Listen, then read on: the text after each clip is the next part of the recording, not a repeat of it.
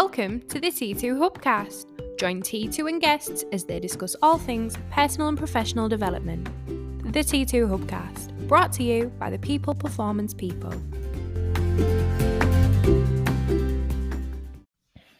So welcome to the T2 Hubcast with me, Martin Johnson. And me, Tracy Roberts. Oh, it started already. So yeah, looking forward to this one. Laughter in leadership. Leadership laughter. Well, job done. Yeah, exactly. We've just been laughing off air around what we're actually going to call this thing, and we've had about 14 variations already. But I think what we're going to go with is laughter and leadership. Yeah. Are the two linked? Is it appropriate? Is there a value to it? And maybe we'll have a laugh along the way, Trace. 100%. So you tabled this topic with me. I think you'd listened because you're an avid podcast listener and a TED Talk watcher, like me. Bit of a geek. And you saw a couple of things and you laughed all the way through it. And you thought, you know what, there's something in that. And I think, although it's a topic that we're going to discuss today, it is something I genuinely think we live by here at T2. I mean, not taking yourself too bloody seriously is part of the gig, right? Well, yeah, because if you don't laugh at yourself, someone else is waiting in the wings to laugh at you. For one reason or another. So you may as well just join the group. Yeah, it's about this notion of, if you're a leader, the temptation is sometimes it gets all serious. You think that you have to put this professional persona on. Mm-hmm. There's no room for humour. You know, you can't show any sort of normality and human side to yourself. And actually, it's all about, you know, your image, your brand as a professional leader in the workplace. And sometimes you lose that wonderful element of authenticity, which at times is just have a bloody laugh and don't take yourself too seriously. Yeah. God, if I had £1 for the amount of times you lot say to me, Martin, you know you can't rub your nipples in front of the new starter. That was part of my induction. I'm just letting you know, Martin, when Martin's really creative and he's talking about stuff, he tends to rub his chest. Just go with it. So I've kept doing it, obviously, because it's not a team thing. Yeah, so I bet people are thinking, he stands there and rubs his nipples. What the hell? But why is it important, Tracy? Laughter and leadership. I think the word I'd use is vulnerability, because vulnerability is one of the key things to being a good leader, in my opinion. Showing vulnerability is really important. Easy and it builds that trust. Yeah, it builds that. There we go. We're laughing already. It builds that trust and that rapport. And I think I totally get what you're saying, because professionalism is really important.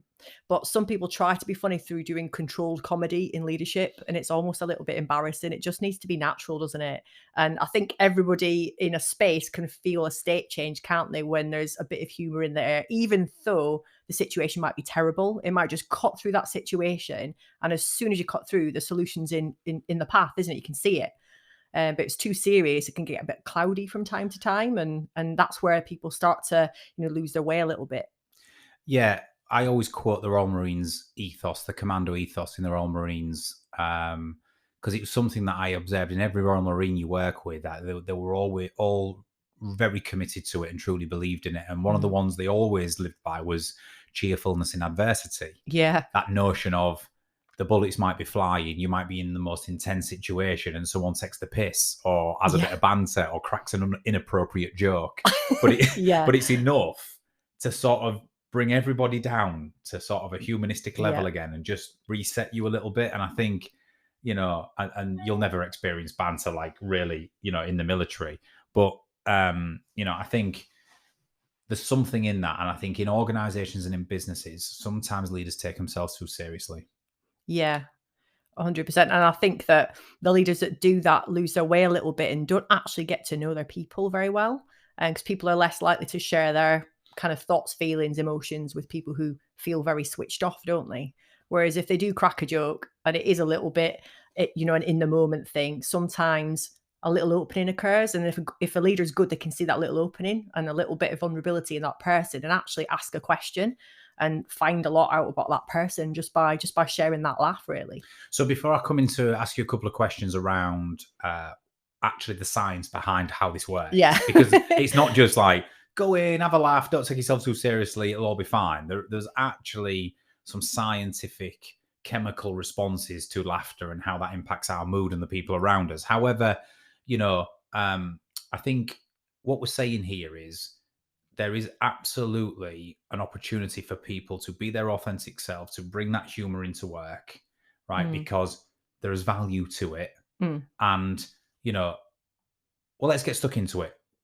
Give me an example of the science behind why laughter works, why laughter in leadership is appropriate. Because some people might be watching this going, but I'm an introvert who doesn't really like getting to know people. And quite frankly, I like to have a professional relationship with my people. Why should I push myself to have a laugh? Because it's uncomfortable for me. Yeah. Well, do you know what? I think let's just strip it all the way back to basics. I read a really good bit of research the other day that stated that, think about it, laughter is normal. Because have you ever picked a baby up and it's just laughed at you and you actually take it quite personally? Well, my 3 all cried at me for the best part of 10 years, but Well, the science proves that like a baby, even a really small baby, laughs. And when it laughs, it realizes it likes the feeling. It gets that rush of hormones. And, obviously in that moment, there's an affinity between the baby and the person that is laughing at. Now, some people do joke that, again, I pick a baby up, it laughs at me. It must be my face is really ugly or something. I don't know.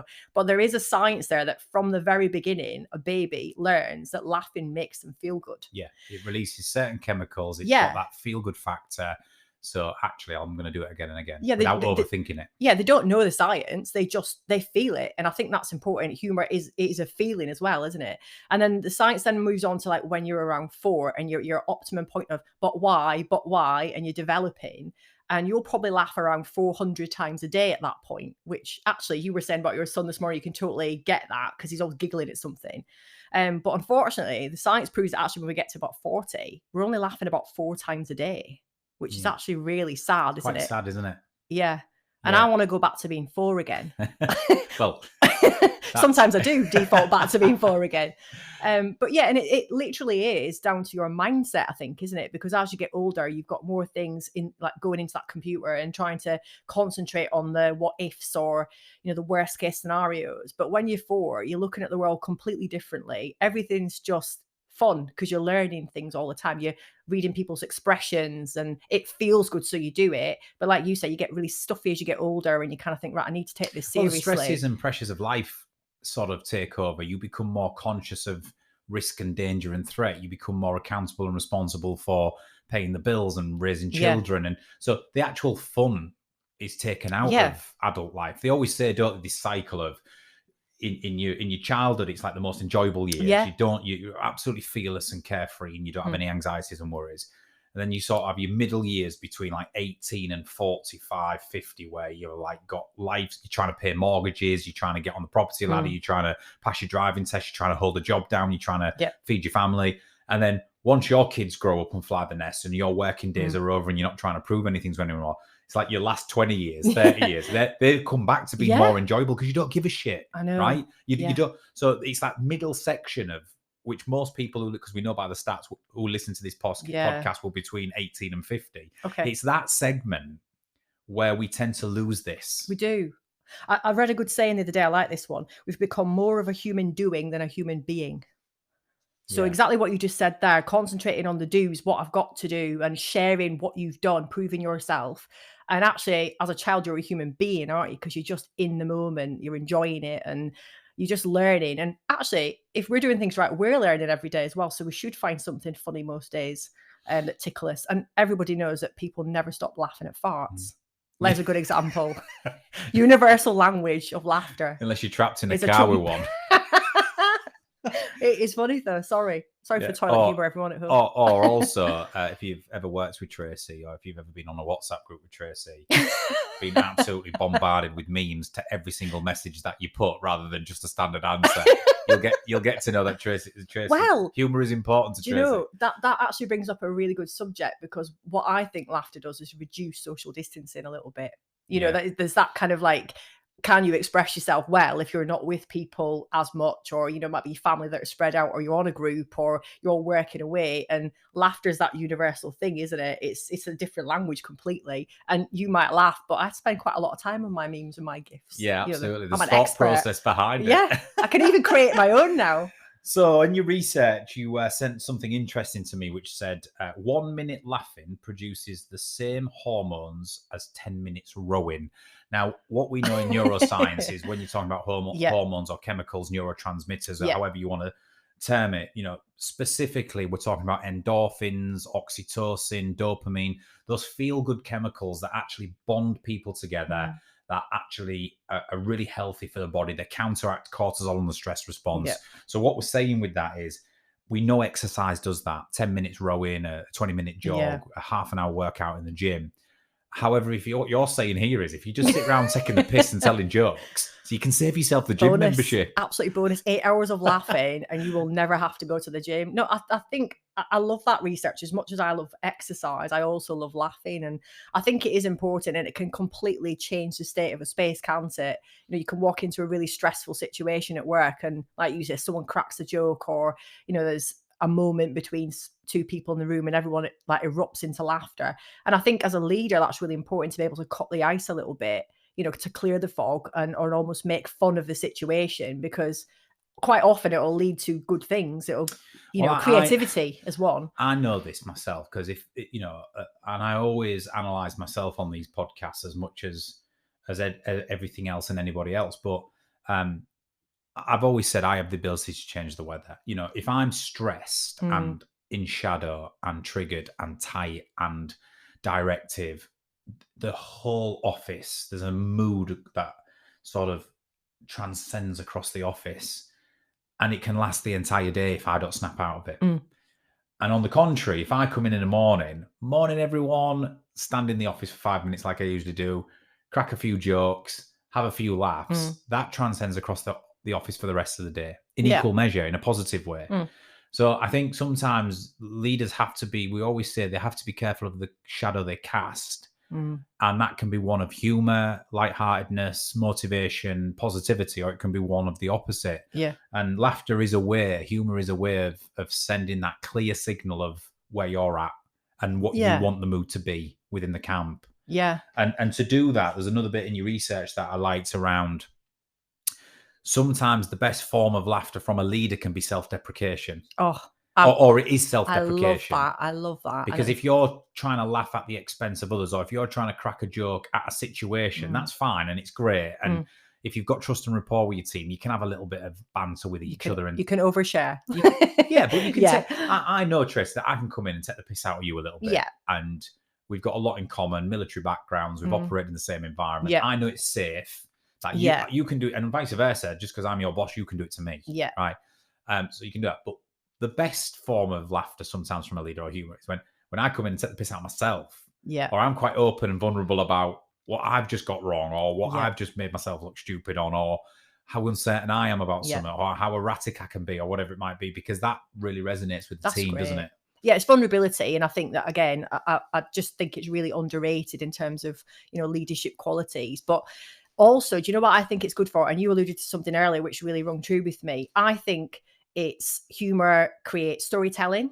So you're, whether it's you sharing your situation, or, you're kind of what I would say colouring in the pictures a little bit, so people are laughing a little bit more. Don't you think that helps your public speaking ability and your confidence in delivery? Yeah. Because you're reading the room constantly and you think, okay, it is like being a comedian, isn't it? You go, right, they like that. I like that. Okay. Tracy liked that one. Lydia liked that one. And then when you're up in front of an audience, you said earlier, at certain points of some of the things you deliver, you're going to get a certain response. And I think that both those things are linked, really. It's the confidence to make people laugh and have that interaction in the office then transcends across to when you're public speaking, definitely. So with leaders, the two linked, don't they? I think we're fundamentally at T2, and it's not arrogance, it's just the truth. We are fundamentally brilliant at what we do.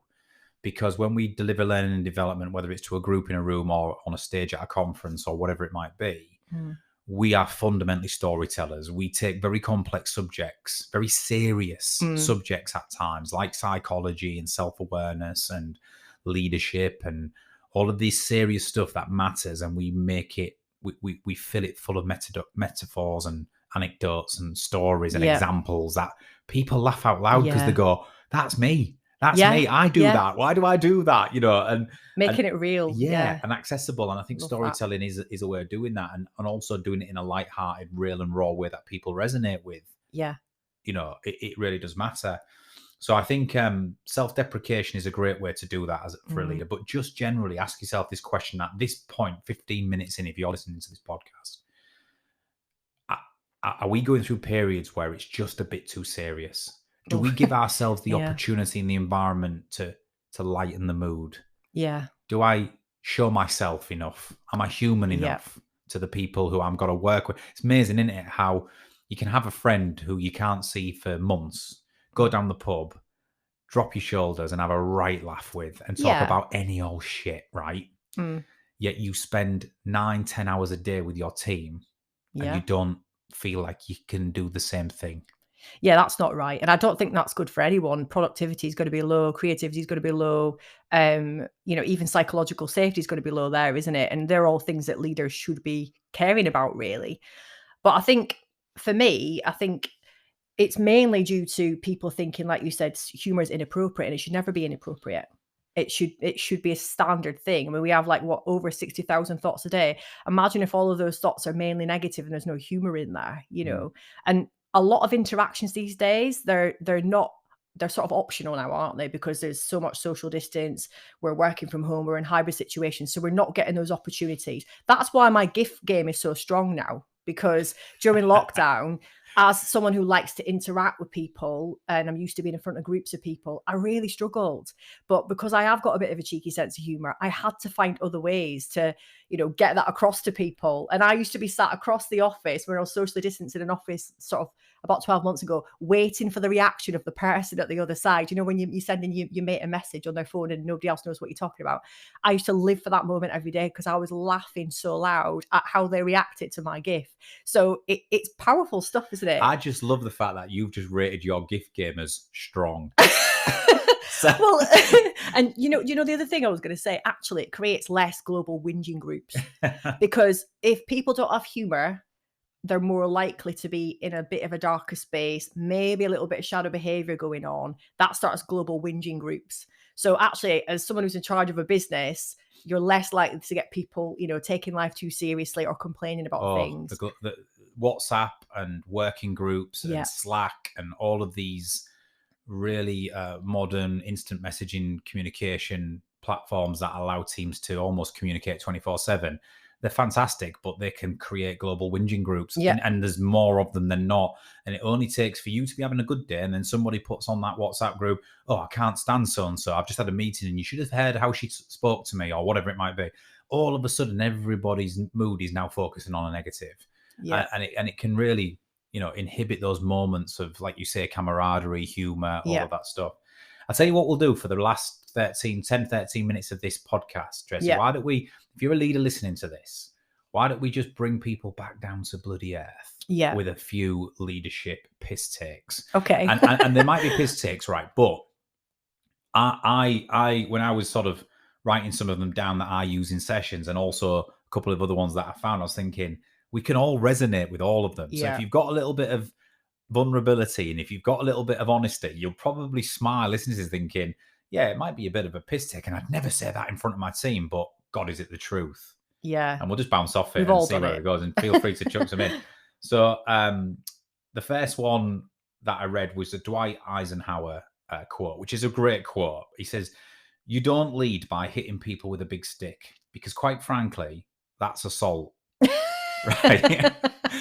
and it's almost like, I know the big stick is a metaphor, it's an example, but it's sort of true, isn't it? And it's like, we all, if we're too serious all the time, to our point, right, and all you are is driving standards and asking for more and addressing problems and talking about what's gone wrong, you've got to ask your question, have I got that metaphorical big stick in my hand? Am I assaulting my people, right? Do I need to just maybe start bringing people back to that human element again? But I thought that was quite interesting. This is an interesting one, and I'd get your thoughts if this is your experience. Leadership is your ability to hide your insecurity and sheer panic from everyone else. Oh, yeah.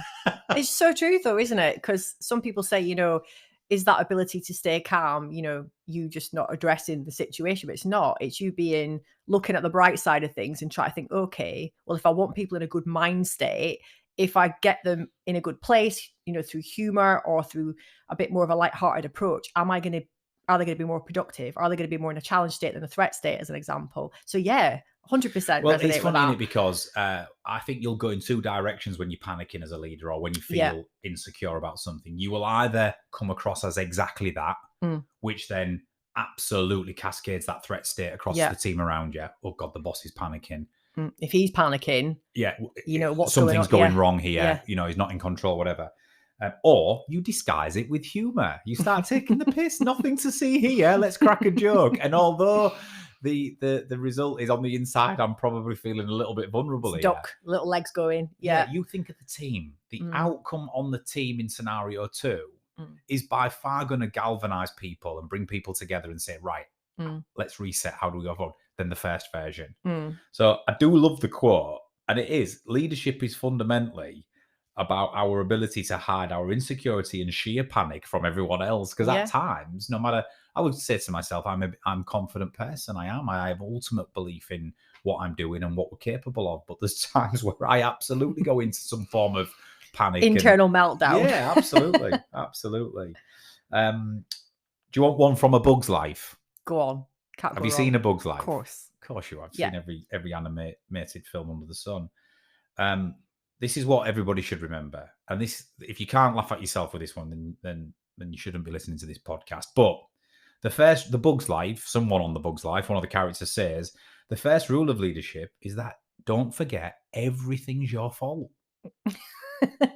All the time. And always will be. And it sort of gets you thinking. It's like, is everything the leader's fault? Well, you can look at this two ways, and I bet there's two arguments. Some people would say yes. If you're in a position of leadership, true leadership, command, authority, or rank, you are carrying the complete autonomy and accountability for and responsibility for the outcome. So if someone's messed up, there's a dotted line into you. Surely. Yeah. Very few leaders are willing to see it that way, though, Tracy, I would say. No, and when you're too serious, blame culture. When you're too serious, that's what starts to happen. Yeah, it's like the window mirror analogy, innit? I look through the window when things go wrong, and in the mirror when things go right. Poor leadership. Yeah, of course. Or I look in the mirror when things go wrong, and through the window when things go right. And I think that's absolutely the first rule of leadership: is everything's your fault. Never forget that. Yeah. So I agree with that. You got to be willing to own up. Yeah. I'll do one more, and then we'll get back to some of the stats before we round it up. So, what should we pick here? Here's one. I'm a leader, not a follower, is the statement. Unless it's a dark place, and then you're going first. That sounds like something that you'd say, definitely. Yeah. But that's a funny one, because it's like, listen, I'm a leader, not a follower. I'm in charge. Unless the shit hits the fan and I'm really scared, and I'm going to push you out in front of me and you're going to go first. And listen, seriously, there's leaders like that, right? Yeah. Oh, there totally is. And again, it's one of those situations where, you could crack a joke like that in a situation that's really stressful and people would chuckle at that. And I think just being honest about it as well, just being honest about, like, it is uncertain for you. You don't know what's going to go on, but what's the worst that could happen?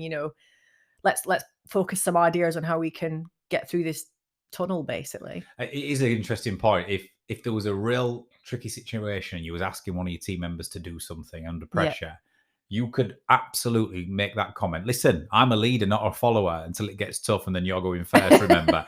And actually, you'd probably go, all right, fair one, boss. Yeah. Right, I'll go. Yeah. I'll roll my sleeves up here, right? I'll get my flashlight. Or you might go, you absolute coward. I knew it all along, right? Yeah. Interesting stat here, just coming back to your research. Millennials and Generation Z. Yeah. So it says here that, like, I guess why is this topic important, coming back to some of the actual fundamental science around it, is when surveyed, Millennials and Generation Z, they rank work ethic and humour as high on their list of needs in any role. Yeah. So if you're looking at the future and you're looking around attracting talent and the talent of tomorrow, and having sustainability and longevity, this matters. Oh, it does. I wonder why that is, Tracy. I wonder why generations of millennials favour humour in the workplace more than, say, baby boomers and Generation X. I think Generation X and baby boomers, from my own experience and working with those guys, is a lot of that was driven by, that was the business I'm going into. My dad did that, so I'm going to do that. I want security. I'd rather have security. I'd rather know where I am. And, you know, if things are not always quite right, I can deal with it because I'm secure. I know what I'm doing, etc. And I think the newer generation active, as I call them, they're the kind of generation that have grown up with all these things thrown at them. So we say social media can be negative and positive, but from a positive perspective, they're more self-aware, aren't they? And well, they know what sort of motivates them to keep going, and they're not scared to take risks. So, you know, if someone wasn't comfortable in a job in that age bracket now, they would leave. Whereas years ago, it maybe wouldn't have been as prevalent because it was all about the security. So I think it's about that situational sort of question, isn't it? You know, do they feel like they can do the job well, but can they also enjoy doing the job? And enjoying doing the job is really important. Whereas years ago, it was just, I'll do the job. I'll get the pay packet, you know. It ties into my philosophy and stuff I've said in the past on past podcasts and in Pathways, that people, I was talking about retention, employee retention and engagement before, and with Generation Z and millennials, they have more choice than ever. You know, going back to what you were saying there, even 20, 30 years ago, you was generally bound by proximity. Yeah. You worked for an organization within your region or area. You went to your place of work. There wasn't as much choice as now in the digital industrial revolution. And therefore, keeping your job was absolutely more important than anything else. And that then gave to these cultures of hierarchical, dictative cultures, you come here, you do it to your place of work, you do what is asked for you, you leave. Whereas I think it's shifting now. People have more choice than ever. I mean, you can be in business, setting up a company with a credit card and a click of a button in an hour and trading from your back bedroom, right? You can be a software developer. You can start a digital business, a marketing agency. You can be a blogger, you can be a vlogger, you can be an influencer, all of these things. And it's the truth. So if I'm going to come and work for you in your organization or for your organization, no matter where I am, I get a say now over the environment. Yeah, is basically everything. What it's saying. Yeah, definitely. And if they don't get what they want, they will look elsewhere. And it's pace, it's, humor kind of brings a different environment for people. And I just think that if they like who they work with, that just makes it, they say, if you enjoy doing what you do and it doesn't feel like you're working, that sort of situation. And I think that is really prevalent right now because people can make quick decisions and shift around. And I think that links in with people not looking so badly on people who've tried different things on the CVs now, because years ago you would take a look at a CV and go, "Ooh, you didn't stay there very long," or "You didn't do this." But now, because we can see creative changes, you can see people just moving, sidestepping, trying something a bit different. And I'm not for 1 minute saying if you change your job every month, people are going to look at that dimly. But I think there's less of that now because people will say, "Oh, so you tried this and did it? How did it feel?" And you got that experience, rather than, "Okay, you did 25 years at that place, well done, golden handshake," sort of thing. So I just think the mindset's different now, isn't it? And with 2 minutes left, I'm just going to make a final point and then ask you for 20 seconds of closing comments or so, which is, me and Spencer had a chat a while back and we did tidbits where we have a laugh. And he said, "Martin, if leadership is motivation, inspiration, it's humor, it's people, it's high degrees of rapport, it's people who want to follow. Yeah. What happens when you have to read the right act, or when you come out of that state of humor and humanization and you want people to get shit done?" Yeah. I said, "Well, that's leadership." Yeah. Right. Yeah. And as much as you want to display leadership, every now and then you've earned the right to display a bit of leadership, which is get it bloody done. Right. And I am serious now. And I think that's an important point to make, that you build up your credits enough through this type of stuff that we're talking around to deliver the tough message. Right. Yeah. And that's fine, because sometimes that's situation irrelevant. Well, if you've got the right culture, people get it, don't they? They don't take the piss and they'll think, right, okay, he's serious, now I'm going to get it done. I like this one. This is what I'd like to end on. So if we explore how to lighten up, we could possibly shine a light on others' paths. So that is exactly that, trying to sort of keep a really good situation or situational environment for people. So actually they start to see the strengths, relax, drop the shoulders, like you say, and actually help them to a better place. And that says a lot, doesn't it? We can just lighten up. Love it. That's an amazing quote to finish on, Tracy. I could talk to you all day about this, but as always, we keep our promise, 30 minutes, no more digestible content. I think to summarize, laughter and leadership go hand in hand. Laugh. Laughter and leadership go hand in hand. Don't take yourself too seriously. Self-deprecation works. Light it. What was the final saying you said? Light up others' paths by lightening up. So get your flashlight out, guys. Come on, exactly. and just play around with it and be honest with yourself. Are you somebody who at times can be overly serious? Certainly when you're pissed off and in shadow. When's the last time you had a bit of a crack, bit of a fun environment? And if it's too long, then do something about it. Definitely. Tracy Roberts, thank you very much. Thank you very much. And we'll be back shortly with another T2 Hubcast.